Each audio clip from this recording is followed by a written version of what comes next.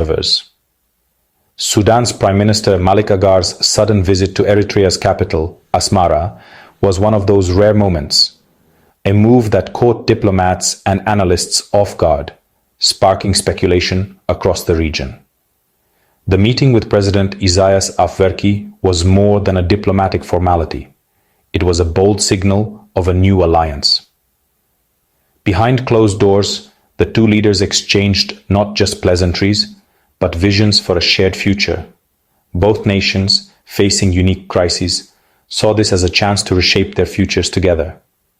For ordinary citizens in Khartoum and Asmara, the news brought a mix of hope and uncertainty, as the stakes could not be higher.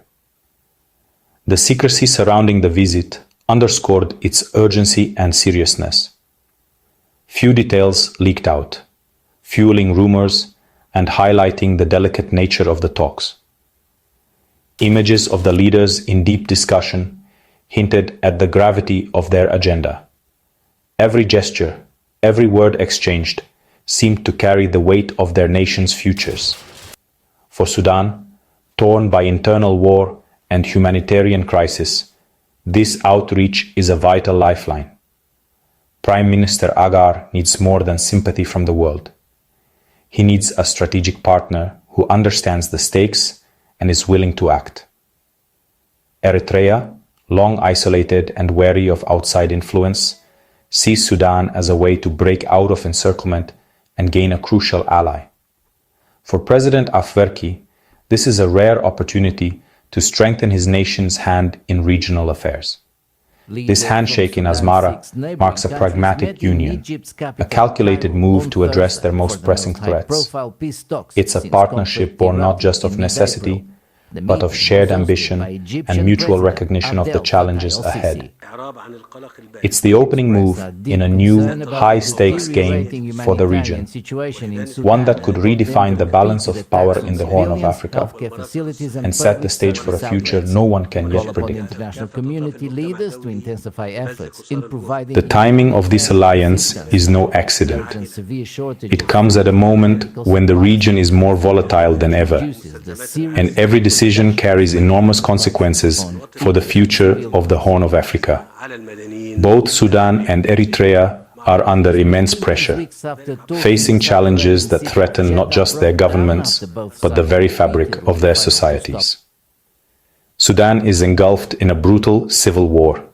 The conflict has forced millions from their homes, leaving sprawling camps on the outskirts of shattered cities. Streets that once bustled with life now lie in ruins, and families are left to navigate a landscape of uncertainty and loss.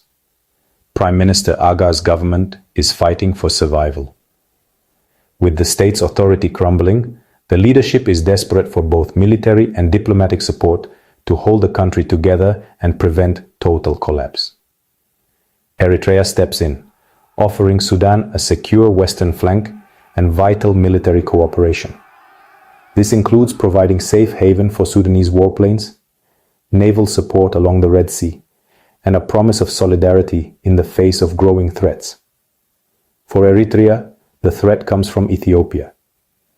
Ethiopia's push for access to the Red Sea is seen as a direct challenge to Eritrean sovereignty, raising fears of confrontation and encirclement. Tensions with Ethiopia have led to a dramatic military buildup along the border.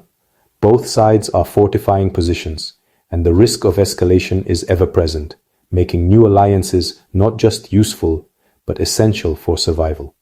By partnering with Sudan, Eritrea gains a crucial buffer zone and a rare opportunity to break out of its diplomatic isolation, forging new ties in a region where friends are few and far between. This alliance is a strategic counterweight to Ethiopia's ambitions, allowing both Sudan and Eritrea to shore up their vulnerabilities and present a united front against external threats. It's a calculated move.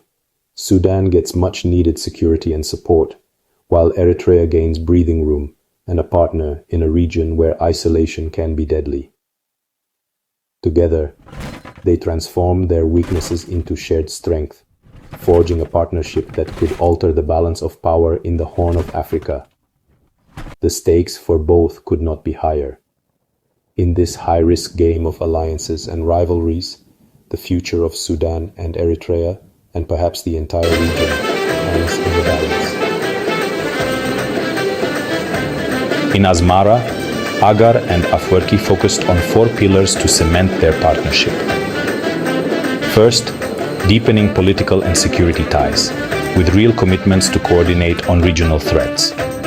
Second, working together for regional peace, presenting a united front against outside interference. Third, tackling cross-border challenges, refugees, smugglers, and armed groups through joint management. The border, once a source of friction, is now a shared responsibility. Fourth, reviving economic cooperation, especially trade and transport. Both economies are fragile, but cross-border trade and access to Eritrean ports could be a lifeline for Sudan. For Eritrea, economic synergy and regional connectivity offer a path out of isolation. These pillars promise more than security. They lay the groundwork for long-term stability. The alliance is designed to be both practical and transformative. A key outcome of the Asmara summit was a joint plan to secure their volatile 600-kilometer border. Dedicated teams from both countries will patrol, share intelligence, and respond to threats in real time. For Sudan, this means blocking the rapid support forces from using Eritrea as a rear base. For Eritrea, it's about preventing Sudanese territory from sheltering opposition groups. Intelligence sharing will also target smuggling networks that fuel conflict and corruption. The plan aims to restore law and order, making the border a line of cooperation, not chaos. There's a humanitarian angle too, safer managed crossings for refugees fleeing Sudan's war. The goal, security, stability, and a more humane response to crisis. Beyond immediate security, this alliance is a bold geopolitical maneuver. For Eritrea, it's a way to counter Ethiopia's ambitions for Red Sea access and break diplomatic isolation. By aligning with Sudan, Eritrea creates a block on Ethiopia's western flank, complicating Addis Ababa's calculations. For Sudan, the partnership offers strategic depth and access to Red Sea ports, vital as Port Sudan faces threats. Together, they gain leverage over Red Sea politics, a region coveted by global powers. This alliance signals that coastal states intend to shape their own destiny, not be dictated to by outsiders. It's classic strategic balancing, smaller states uniting to contain a larger neighbor. The partnership is about survival, influence, and control over a critical maritime corridor. The Horn's balance of power is shifting. The Sudan-Eritrea alliance has sent shockwaves through the region, especially in Ethiopia. Addis Ababa now faces a united bloc to its north and west, complicating its Red Sea ambitions. Any aggressive move by Ethiopia risks a two-front conflict, forcing greater caution.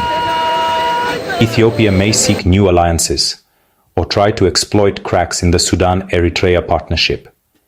South Sudan and Djibouti are also watching closely. South Sudan's oil exports and Djibouti's port dominance could be affected.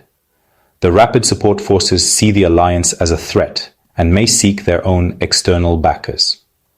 The risk, a wider regional conflict with more actors drawn in.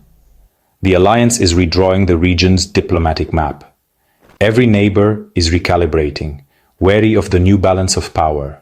The Horn is on edge, and the next moves matter. This isn't just about Sudan and Eritrea. What's unfolding in the Horn of Africa is a complex web of shifting alliances and deep-rooted rivalries, with new players stepping onto the stage and old tensions resurfacing. Egypt is quietly joining the mix, but its involvement is anything but passive. Cairo's interests in the region run deep, shaped by history, geography, and the ever-present need to secure its future. At the heart of Egypt's concerns is Ethiopia's massive dam on the Nile, a project that could dramatically alter the flow of water downstream, threatening Egypt's lifeline and sparking fears over water security for millions. Cairo sees the growing partnership between Sudan and Eritrea as a strategic opportunity. By aligning with these neighbors, Egypt hopes to increase pressure on Ethiopia, leveraging regional relationships to protect its vital interests. Recent high-level meetings between Egyptian and Eritrean officials have underscored this emerging axis, signaling a new era of cooperation and shared objectives in the Horn. Together, Sudan, Eritrea, and Egypt are forming a bloc with the potential to force Ethiopia to the negotiating table, not just over the dam, but also over access to the Red Sea and broader regional influence. Yet this new alignment carries risks. It threatens to harden divisions and could set the stage for a Cold War-style standoff, with rival camps and military posturing reminiscent of past decades. Ethiopia, feeling the pressure, will almost certainly seek out its own counter-alliances, reaching beyond its borders to secure support and balance the scales in this high-stakes regional chess game.